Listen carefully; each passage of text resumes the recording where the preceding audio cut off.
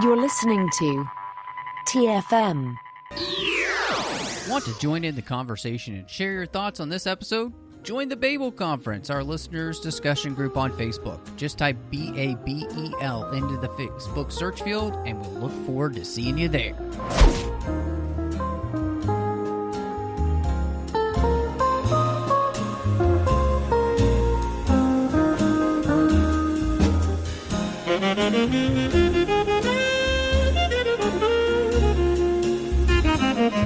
Hello and welcome to a very special edition of the 602 Club, and I am just one of your hosts here, Matthew Rushing, coming at you from the Upside Down, and I do not like this place, so let's hurry up and get out of here.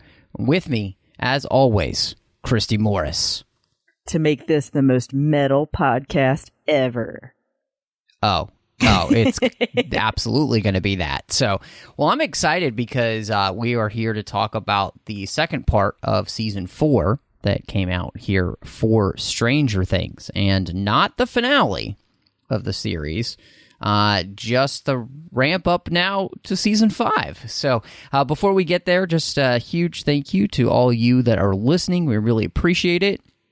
You can find us wherever you get your podcasts, and we would love for you to subscribe wherever that is, so you get the podcast as soon as it drops. Of course, you can also find us on social media, especially Twitter at the 602 Club, and on Instagram at the 602 Club TFM. We would love it if you would follow us there and interact with us there. We love talking to people. You can also, of course, find us on Facebook at facebook.com/TrekFM, and there is a listeners-only discussion group we have for listeners all over the world where everybody can talk about all of the shows happening here on Trek FM called the Babel Conference. And then you can also find us online at trek.fm to see all of the different shows that we are doing. And, of course, different ways to contact us there through email and such. And last but not least, we would appreciate it if you would go to Patreon. Patreon.com/TrekFM and become part of our team. You'll notice we don't have ads on our shows and all those type of things. And if you want to keep it that way, it's really expensive to do this without supporters just like you. So go to Patreon.com/TrekFM. Well, Christy, with Stranger Things 4 Part 2, we legitimately just pick right up where we left off. Which is, Nancy having been snatched, and then, her getting kind of the vision of the future of Hawkins just being torn apart. And, of course, we have complete confirmation then of what Vecna's plans are as well. And so how did you feel with this? Were you glad that this basically just felt like a complete continuation of the first part of Season 4? Or were you kind of hoping that things would feel like, no, this is specifically Volume 2? No, I think that it was a good idea to have it pick up so seamlessly in the place where we left off, because then it really feels like, shows that we've known for a long time would do cliffhangers like this, where they'd leave you on a to be continued, and then you're stuck waiting forever to see the next part.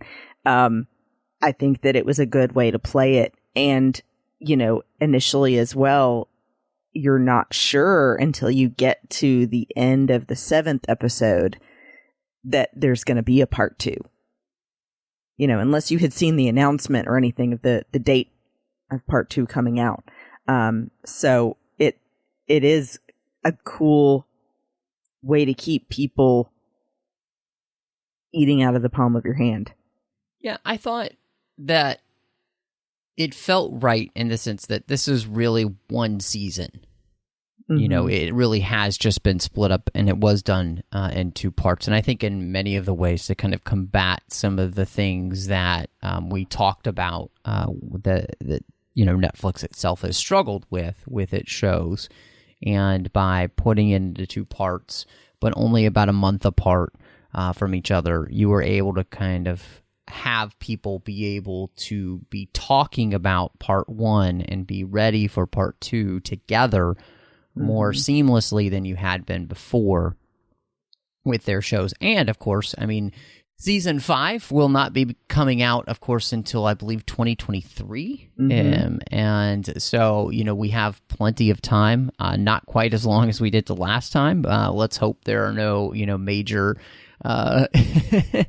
things that get in the way of them completing this season, this next season. But I thought that this was a great way to be able to just pick right back up where you left off, and it made sense to me that they did that. And I also, I loved it too because there were a lot of answers that had come at the end of part 1, but then part 2 does a great job, I think, of picking up and giving us everything we need to then go on this journey of trying to stop Vecna once and for all, and, I think helping us completely understand, obviously, I feel like it was pretty obvious for the most part, but, you're creating these gates, which is allow him to invade our world.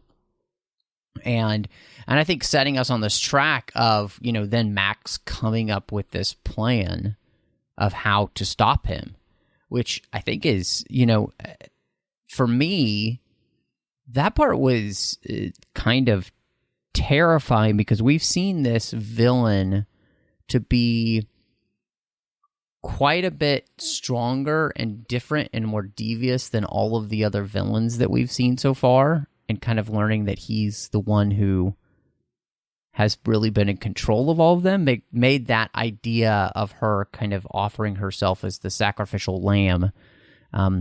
That's not the intention that she'll die, of course, but that she would be the bait was really terrifying. In all honesty, I felt like one of the scary. I know the show was more horror driven here in this season of season 4 altogether, but to me, that was one of the things that made this even more terrifying. So, right, and I'm sure partially too because in this season, Max has gotten much more of a role in the story than she ever did before. And so you really become much more attached to her as a character. So it's like this season, it's not just all about 11. It's now also, I would say, every bit as much like 50-50 11 and Max's stories. And I like that they give Max this ability to really show more of how she was affected by losing her brother, even though he was abusive and not the best person, that it still was her family, and that he wasn't always bad to her. And then too, her then learning how to deal with trauma better and reconnect with Lucas, I thought was huge, especially in this part. So yeah, you really get attached to her and see the goodness in her and see the heroism in her for offering to be the bait. I 100% agree with you. I think you're right on track. I think this season really, it was interesting because I don't know if anybody expected to have Max be at the forefront of the show in the way that she becomes. And I think she, in a lot of ways, it becomes more the pivotal character to season 4, almost even I feel like than 11 in some ways, because we're really just following her emotional journey, and I feel so connected with it that I think this is another reason why I really appreciate them just kind of picking up right where they left off, because that emotional journey is not one that you want really any disruption in. You really do want to, feel like you're on the same train you were on before, really. And so I love it. And to me, that story and her story is also the one that just leaves you so devastated by the end, of course. The wish and the prayer of how they'll, hopefully bring her back fully. they started that process, and so hopefully we get it finished. So, because if we don't, I think there will be a lot of mad people. And which leads me to a question. And so this wasn't even on the outline, but it was something that I read that Millie Bobby Brown thought there should be more deaths, basically, in this series so far, and the Duffer Brothers completely disagreed with her. And I just wanted to ask you about that, because Max is the one in limbo here, and we will talk about later I guess maybe even now we could talk about, Eddie making the ultimate sacrifice. We've had some people do that, right? Or Are you thankful that this kind of follows more the Lucasian, like George Lucas being very much against just killing people on purpose or willy-nilly in his films? And the Duffer Brothers seem to be on that same train as well, in the sense that it's not about people dying. It's about the journey we take with these characters and what they learn. And you don't have to kill a character for them to really, truly mean something. I personally agree with that, but I'm wondering how you feel, especially since, we did lose Eddie, and Max is basically in purgatory. Yeah, you and I are definitely on the same page with that. I think that if you're going to kill a character off, it has to be for a specific reason to drive the story for the rest of the characters then after that. And exactly like you said, not to just be killing them off when it's a character that meant a lot to people and was integral to the story up until now. To kill them off for no reason would feel like a disservice to the fans, and you don't want to do that. And so, and I will say too, to be honest, like if you compare the experience of the Duffer Brothers versus Millie Bobby Brown, obviously she doesn't have the experience that they do. So I would say, take her ideas with a big grain of salt. Like obviously people should be able to voice their ideas, but I would disagree with that. I think the only one that I would have thought, and we talked about this in the previous episode about the first part of the season, I thought possibly they should have left Hopper dead. But I will say that the way that they've brought Hopper back, I do feel like maybe it was okay that he wasn't. It's been nice seeing the way that they've used him in this season, but I think that it also would have been hard to have a second person in Joyce's life die in the midst of all of this. Mm-hmm. Yeah, I think it's, when it comes to the idea of deaths and I am definitely not a person who, I'm definitely I'm just much more on the Lucas side in this, that, I don't want my favorite characters dying. And not that it can't happen, right? Yoda dies, Obi-Wan dies, and the reason for those was specifically story-driven, right? Right.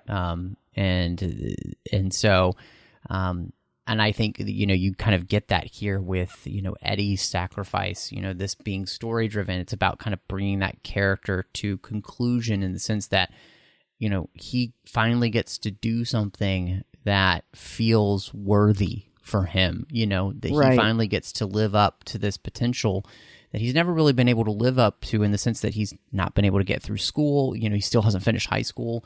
And yet he kind of gets to live out the reality of being the D&D master, right? And so I think that's really kind of, again, there's a story reason for that happening. And I think too, it seems like very much when we're talking about like the idea of Max and her sacrifice and how she'll come back, all of that seems to be very story driven as well, because it's about her journey and being on a journey of coming to terms with, who she is and, her feelings about her brother and all that she's been through just in life in general, and hopefully, coming out the other side better and stronger and all that. So yeah, it's always interesting to me, the idea of deaths in stories, and sometimes they really work and are really important. But I don't know if they're, a lot of times I feel like these days it's just like, oh, we just kill a character to kill a character, and try and get an emotional reaction out of you.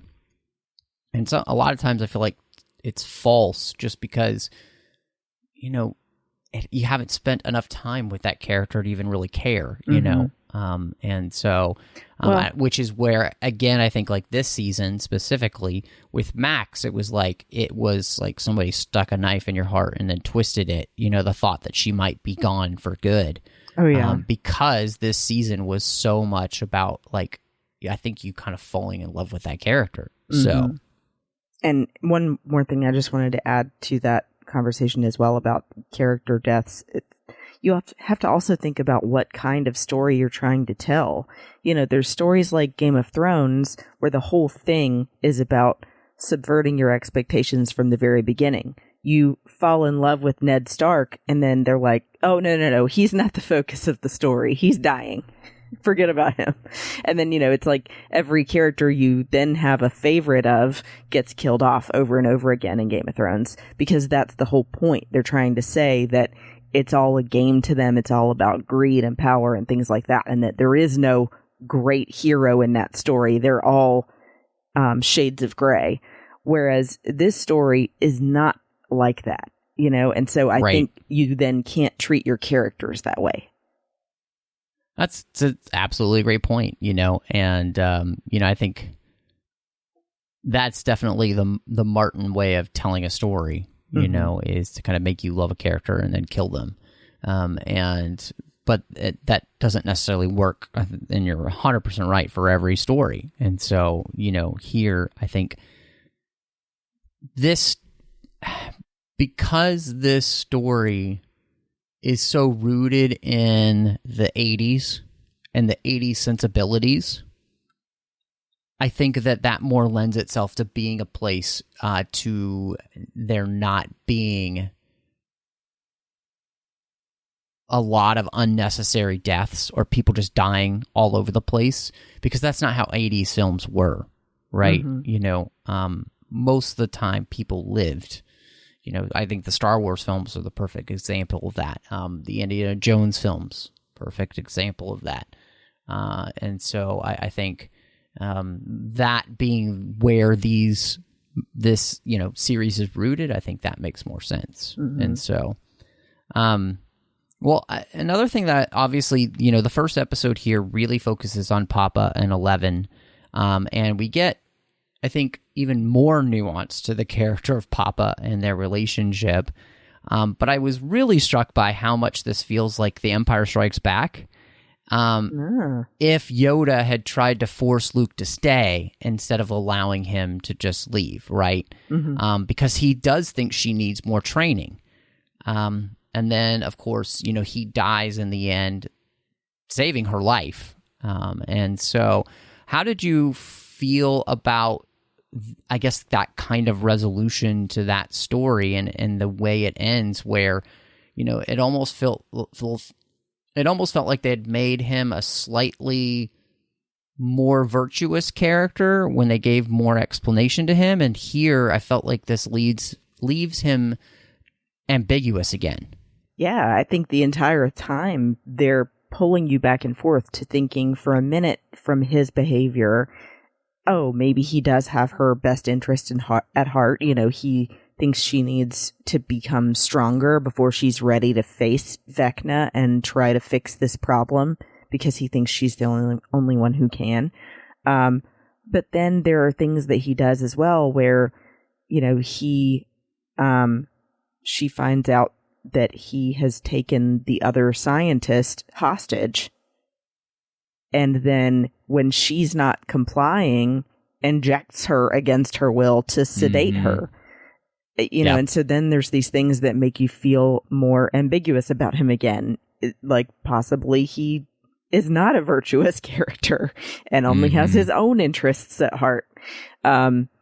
And so I felt like that way the entire time, that there were times I thought, oh, okay, well, maybe he's a good guy and he does actually feel like she's like a daughter to him and wants to protect her and stuff. And then there were times that I'm going, ooh, he is sick.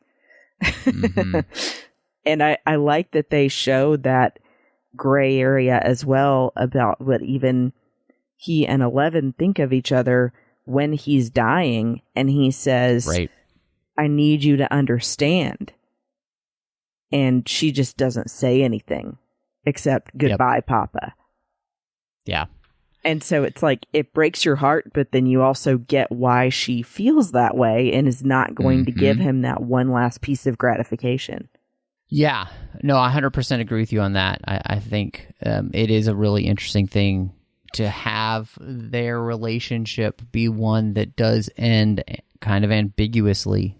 And it does make me wonder if it will be something to which, she would have a different reaction to in the future, but I don't know. And I just think that's something that is really fascinating to have, because she has such a complicated relationship with him, right? And I thought one of the most interesting things about it is that, in many ways, I feel like, Papa got a point, in some ways, in the sense that this does become a thing where the series feels like,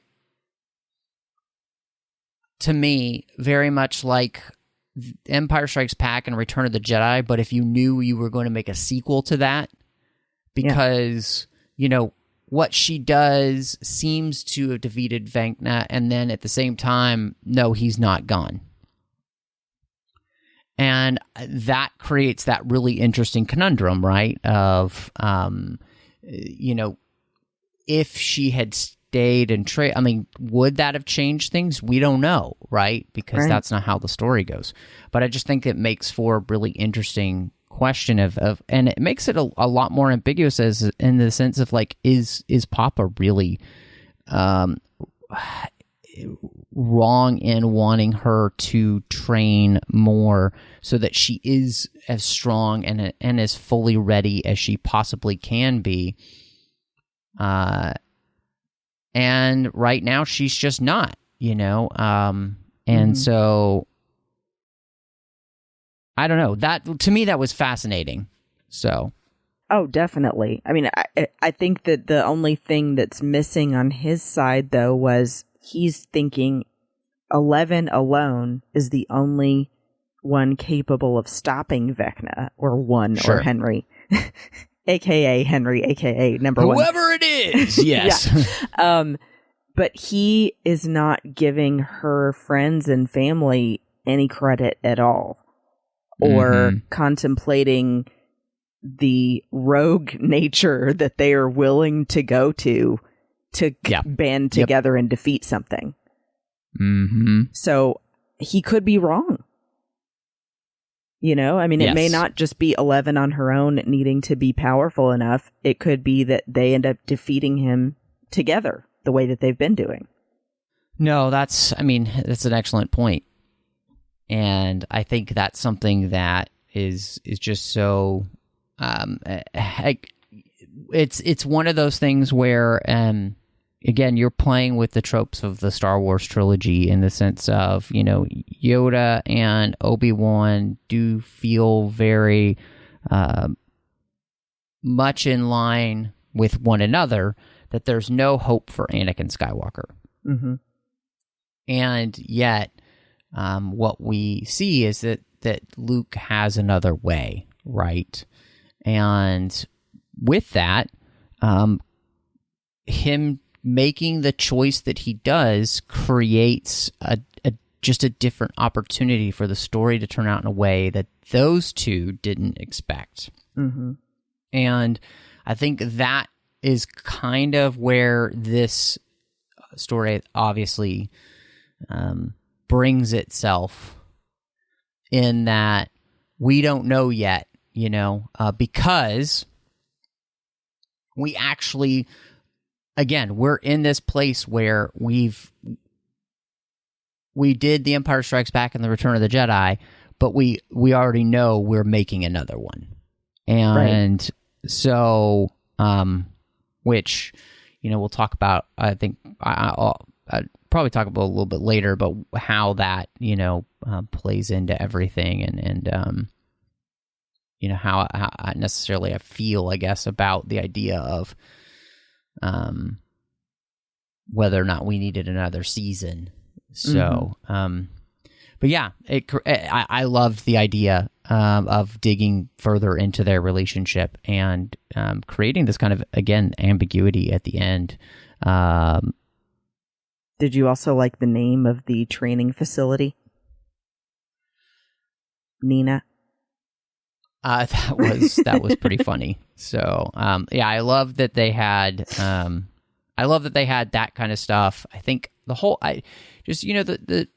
the show is just replete with great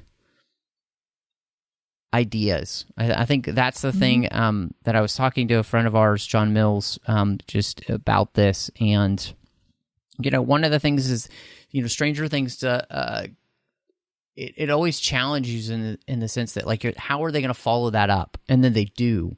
And it creates something, like, just really interesting, which, I think the piggyback idea that we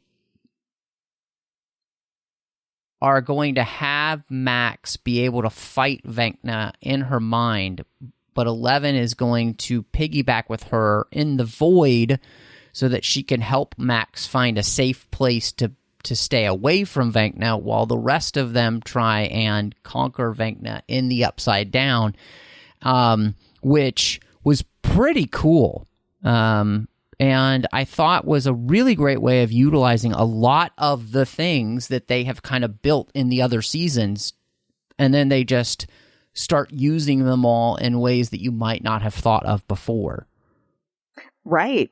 And what a way to problem solve. I mean, it's a little complicated, and it could have gone awry a million different ways trying to put this together as the way that 11 helps, but is a really cool way to solve the problem of them not being able to physically get to Max in time, but 11 still be able to be a part of it and try to protect Max and her friends. And like you said, use that idea of the, what is it? The desensitization tank? Mm-hmm. Yeah. A sensory deprivation tank. There we go. Yep. Yeah. What you said. And it's so cute the way that they then tied that in now with the new character of Argyle and it being a pizza dough freezer. And then, of course, he has to make a pizza. And getting to bring the core group together again, where you've got 11, Mike, and Will. And then getting to see Will and Jonathan back together, brothers that seem to constantly be apart, getting to kind of reconnect as well. So, yeah, I love that they somehow came up with this complicated way of fixing this problem. Mm-hmm. Yeah. Well, and what was great about it, is that you allow the teams to be able to work together in these 3 different areas, which is, right. Again, this is legitimately the end of Return of the Jedi, where you have 3 different groups all working together towards the same goal in different ways, right? You've got Luke, the Vader, and the Emperor. You've got Han Solo and Leia down on the planet, and then you've got the space battle happening with Lando and the rest of them. And so all of that is working together to try to accomplish one goal, and that's exactly what they're doing here, which makes for such a great... it's just a good way of telling a story, right? Especially in something like this is at the end. And so I really, really appreciate that. And I thought they did a great job with it. And I loved that every single one of them has to work together. And this is where the storyline of, meanwhile, in the U.S.S.R., so back in the U.S.S.R., as the Beatles would say, Joyce and Murray and Hopper and Yuri and Antonov, their story actually really means something, because what they're going to do with the Demigorgons that remain there, because they are all connected to everything in the Upside Down, they can actually make an influence on what's happening as well, which I really appreciated, because as much as I was enjoying that story, it did feel a little bit disconnected from everything else, and I felt like they really brought it back here to really make it mean something, which was great. So right, and tying it together with the particles that Joyce keeps mentioning, they're an extension of Vecna. And so then it's like this new additional threat on top of just having the Demogorgons that the Russians had been keeping a cell full of these particles that then get loose and give the Demogorgons even more power and become joined with the hive mind and with Vecna. I don't know if you picked up on that. Yeah, and I mean, that was something that was, kind of, I thought was great in the sense that it's unexpected. Mm-hmm. And you're not expecting that to happen at all. And I really appreciated that. I thought that was really well done. Yeah, I mean, I also really appreciated, you kind of mentioned the idea of like Hopper dying again and whether Joyce should, lose somebody in her life and everything. And I am completely against that idea, and I'm really glad that didn't happen. I feel like, she's had enough in her life. It's gone horrible. And I just appreciate that we're allowing her to have some semblance of happiness. And I think, to me, that's just a part of this type of show in many ways. That's the kind of, I guess that's the kind of story we're telling. There's going to be some deaths. We're going to have some people die. But I don't know. I feel like Joyce specifically has just been somebody who's been put upon enough. And so I was glad that she got Hopper back and like that they're, happy in some ways for about 5 seconds before, they realize that everything is going horribly wrong. So. Well, and you get sort of a wish fulfillment basically of, maybe Joyce obviously lost Bob and didn't get to be with him, but now you are getting to see the fantasy of Joyce living happily ever after with someone finally coming to fruition a little bit more. Right. And it fits well that it is Hopper because he was also kind of always around during her relationship with Bob. And then she and he really bonded over both having teenage kids because 11 was like his kid. So they understand each other in a lot of ways. And they both work so well together as well because they're both very stubborn and passionate people. And, I do have to give a shout out to the scene of just the two of them in the, building in Russia where, things get a little heated for a minute. Yeah. Because I thought that was, if you think about it, they've never actually gotten that opportunity till now. And then, darn it, they get interrupted by the phone. Yeah. Yep. So, no, I agree with you. I think the thing is really, it's great to have them together. I just love them together. I love their relationship, I think they're a great couple. I think the biggest thing for me on that was I'm just really glad that storyline really came together in a way that fit with what we were doing on the other side of the world. And I think they did a really good job of making that work. I had a question for you because, we had talked about actually the idea of the relationship between Nancy and Steve and kind of where we're going with that. And, the idea of, you have this kind of back and forth between Nancy and Steve and Jonathan. And I don't know, where do you fall in this? Are you in a place where have they done enough where you would kind of like to see Nancy and Steve find their way back together? Do you feel like they're trying to get us to a place where, Jonathan and Nancy will find a way to kind of come back to each other more honestly and openly. Where are you in that? Because that, to me, that seems like a really interesting love triangle question that they have raised again. Mm-hmm. So, well, I will say what I would like to happen is I do think that Nancy and Steve should get back together. Because if you look at it from a perspective of anybody's real life relationships in that time of their life, you're young, you make mistakes, and maybe Nancy is realizing now that at the time she thought maybe she wanted to be with Jonathan more. And they did have that, also shared trauma and things, but that Jonathan is still really plagued by all of the stuff going on with his family and doesn't seem to really be reciprocating anymore. That's why I like that whole scene with him and Argyle and Argyle saying, you're making me frustrated and she's not even my girlfriend. Right. Yes. Yes. Because he was just going to go off to some other school and not tell her.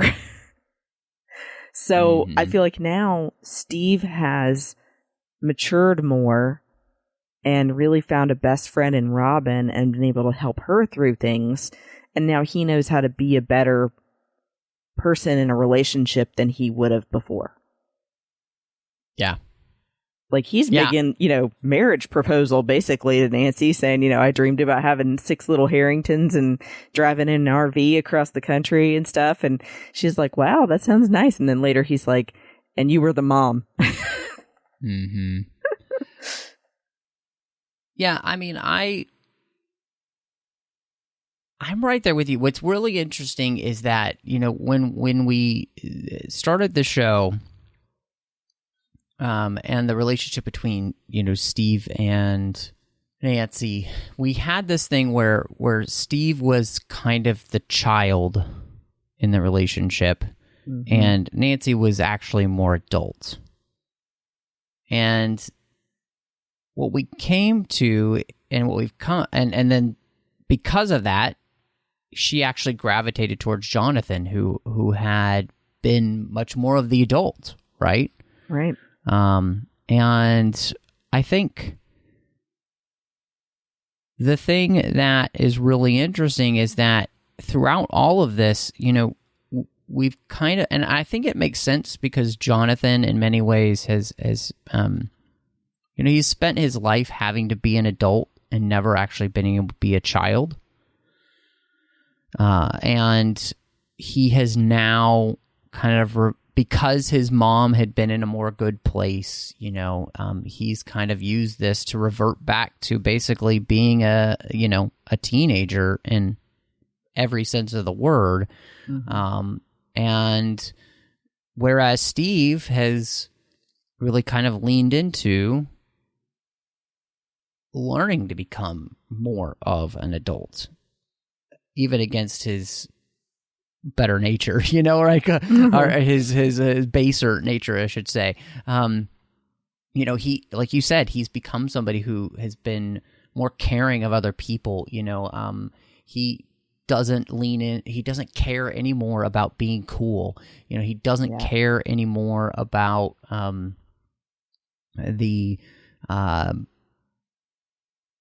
he's above all that kind of stuff now, right? Like he has a best friend that's gay, and then he has another best friend that's still a little kid basically in many ways. Like he's in high school now, but still, I think there's just something kind of special about that, and the way that they've grown that character in a way that we didn't expect. And so in all that, I find myself to be where you are in the sense that I think that actually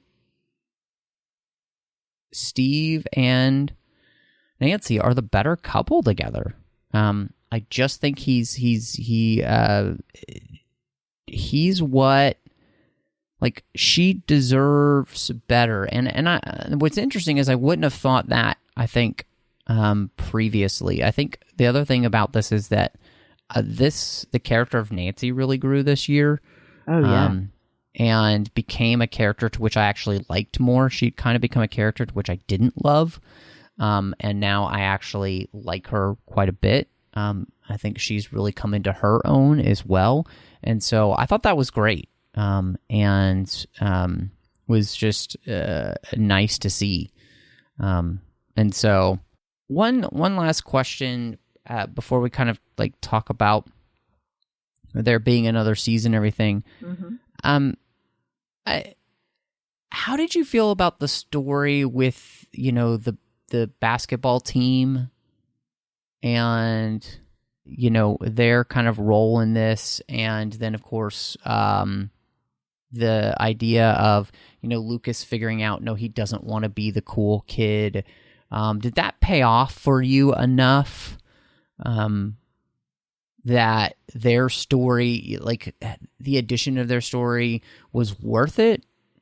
It's tough because I could see where they're trying to go with it, but I don't think that it gave the payoff that you want, because it doesn't really feel like it gets resolved and these characters see the error of their ways. It just feels like it kind of, works out okay for the victims of their abuse. But I wish that they did get more resolution to actually, being told off and told that, sort of they're going in for the eye for an eye way of doing things and assuming that someone from their school killed these people, one of them's girlfriend, and then going to go and kill them. That's what they're insinuating with the music and the tone and the, practicing shooting and things like that. And it, a lot of times too, it feels like it just gives a bad name to people in general that might be similar. I would say maybe like, what I mean? Like saying like people from the South, for example, or people that are, the popular crowd, or assumed the wrong thing in the past about people that were into D&D. Right. This definitely is a representation of the whole phenomenon in the 80s called the Satanic Panic, where, it stemmed from a lot of things, but basically that Dungeons and Dragons was like a gateway to sinful behavior. Right. When it's just a game of make-believe.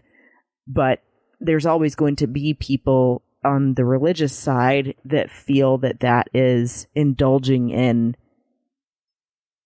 Satan worship or witchcraft or, leaning that direction or whatever. But it does sometimes feel really uncomfortable in a bad way, I think, in the show. No, I think you're actually onto something, Christy, because, obviously this is playing into that idea of, what had happened in the 80s specifically. But I think this is far-reaching implications into how our world just operates today. In the idea that we jump to conclusions about things. The mob mentality. We jump to conclusions about who's responsible with very little to no information, right? Just circumstantial information. And then we treat that as fact. And that's exactly what I think this does a great job of representing, right? We only have circumstantial information here in this season that Eddie is anyway linked, right? And people immediately jump to that as being the gospel truth. Right. And that's exactly what we see, that people are judged, jury, and executed by the mob known as social media these days, because we think we have the info. And then if you just wait like about a week, the true info comes out, but their reputation is already tarnished. Everything is already, you think of I think a good example is the things, we saw, of course, with the whole Johnny Depp Amber Heard trial thing. Like, people immediately jumped to conclusions. They thought they knew what happened, and what the truth was is that it was a lot messier. Oh, yeah. Like, super messy, right? And I'm not on one side or the other. All I'm saying is that there's no clear-cut good or bad guy in that situation, if you ask me. They're both terrible people, in all honesty. But we judged one more harshly. We executed them, and we excommunicated them, basically, in social society without actually knowing the truth of what happened. Because in the end, right, the truth matters. And it's not just your truth or my truth, but it's actually the truth. And the truth is that Eddie had nothing to do with what happened to her. He was present. That was it. He was present. Exactly. Yeah. But this is Venkna's fault. Right. And so 100% agree with you. I think that's absolutely a really important point. And it's one of the best points of the show in the sense of it really kind of showing us as the audience today a reflection of actually what we do all the time. And maybe, hopefully, a way in which we can check ourselves before... Yes, we wreck ourselves. I'm gonna Thank you. There. So you're welcome. If you didn't say it, I would.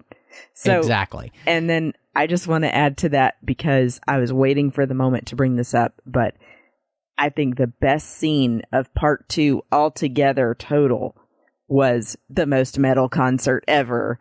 Eddie standing up on top of the trailer in the upside down, shredding on the guitar to Metallica, no less, while the, sky is flashing red and the bats are on their way and Dustin is rocking out beside him. It was such a good scene.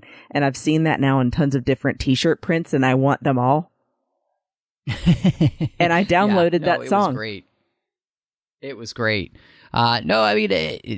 Their use of music here in this show is fantastic, and it's not surprising that it's gone over so well. And the best part about it is it's just reminding people is that the 80s was full of great music, and so there's so much to pull from.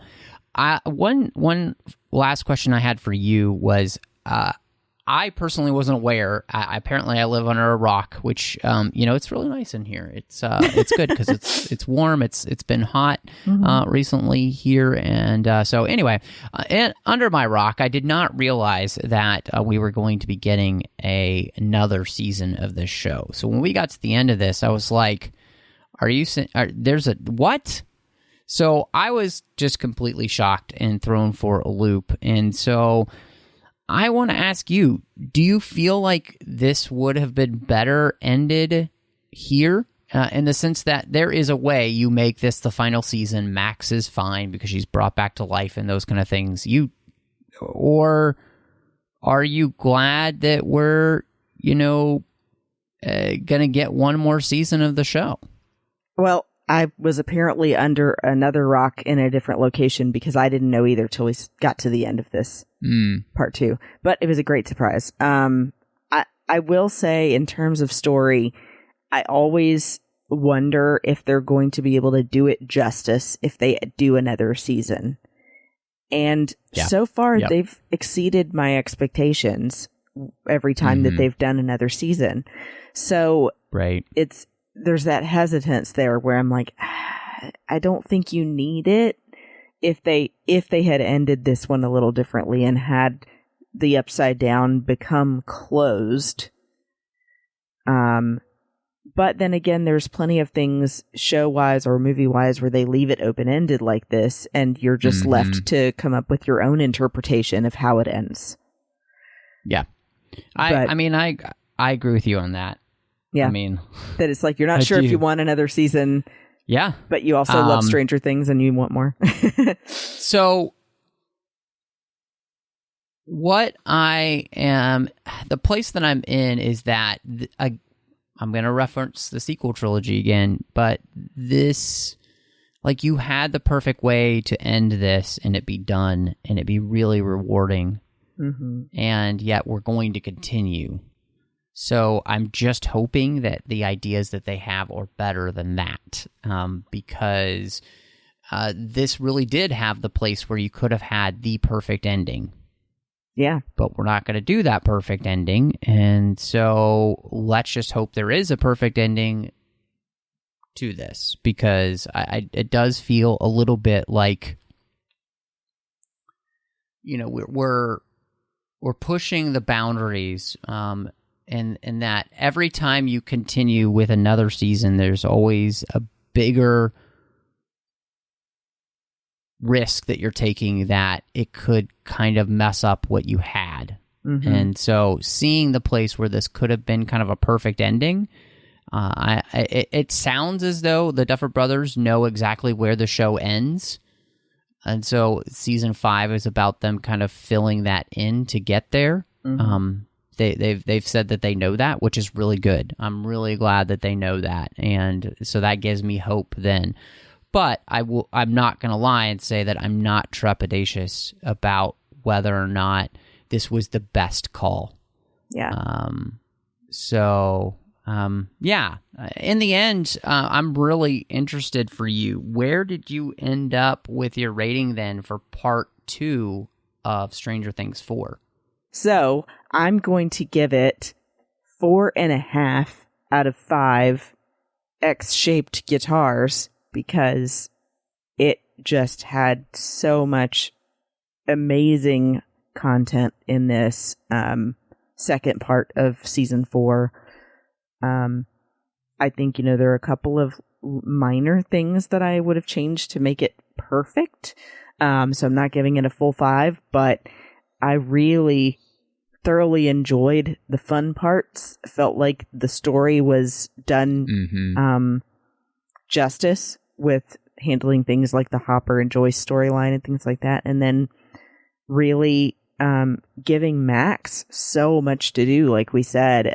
And I think the most heart-wrenching moments as well were Eddie's death and Max's possible, we're not sure what's going to happen with her, but the scene of Lucas holding her in his arms and her saying, "I can't see."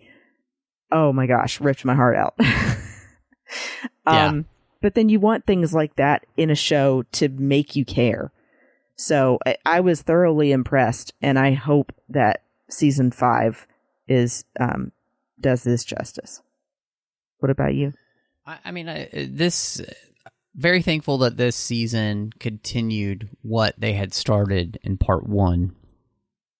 I thought they did a pretty fantastic job of crafting a really good season that, I'm not quite sure that I wanted more after, but now that I know that we're getting more, I'm really interested to see where we're going to go and how we are going to wrap all of this up. And that is because this show has just been so great this season, and I have very few complaints about it, about what I thought they did and how they did it with the characters. And like you said, really making us care about these characters, especially someone like Max, to the point where, you are kind of gut punched when she dies, or quote unquote dies. And the idea of her being brought back and you're just hoping she gets to come back fully. Like, that's all you want, because you have been made to care about this character so substantially throughout a season like this. And so the thing about this is, and it goes all the way back to when we talked about the very first season, this show has been so well cast, and that's why you care. It's because you care about these characters, because every one of the cast is just so good, and so I love it. I'm a huge fan. I'd say 4. I'm right there with you. I'd say I give this 4.5 out of 5 Vecna explosions, because it was really, really phenomenal. And so, I big fan, and I hope that season 5 will deliver the end that we all want it to be. And so, Christy, before we get out of here, let everybody know where they can find you if they want to catch up with you. You can find me on Twitter, Instagram, and TikTok at BespinBell. And actually, we completed our run of Sabers and Spells officially. I will announce to everybody now. We decided to close that podcast. I've been saying for a long time we've been meaning to do more, and it's just life is different now, Amanda's having a baby, and Teresa and I have changed too. So, I think that we're going to maybe find some other ways to do more fandom conversations together, maybe a different format. But so check me out at Bespin Bell, and where can everyone find you? Yeah, of course, you could find me all over social media under MattRushing02, which is Twitter, Instagram, Letterboxd, Vero, all those type of places. You can also find me here on the network with a bunch of other shows outside of the 602 Club. We've got Literary Treks about the books and the comics of Star Trek, Warp 5 about Star Trek Enterprise, The Artificial Tango about Star Trek Picard, Saddle Up about Star Trek Strange New Worlds, and The Orb about Star Trek Deep Space Nine. And then, of course, you can find me over on the Nerd Party Network with two shows. One is called Owl Post with Drea Kaufman. We talked about every single chapter of the Harry Potter series, one chapter at a time. And then you'll also find me with Aggressive Negotiations and John Mills as we talk about Star Wars each and every week. But thank you so much for joining us. And y'all come back now, you hear?